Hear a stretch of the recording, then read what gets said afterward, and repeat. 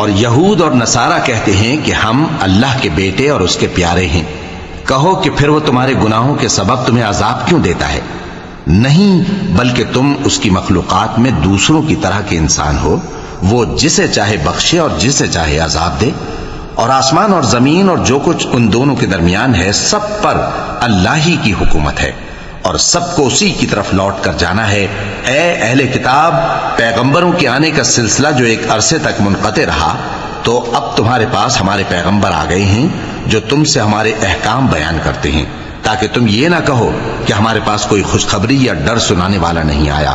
سو اب تمہارے پاس خوشخبری اور ڈر سنانے والے آ گئے ہیں، اور اللہ ہر چیز پر قادر ہے۔ اور جب موسیٰ نے اپنی قوم سے کہا کہ بھائیو، تم پر اللہ نے جو احسان کیے ہیں ان کو یاد کرو، کہ اس نے تم میں پیغمبر پیدا کیے اور تمہیں بادشاہ بنایا اور تم کو اتنا کچھ عنایت کیا کہ اہل عالم میں سے کسی کو نہیں دیا۔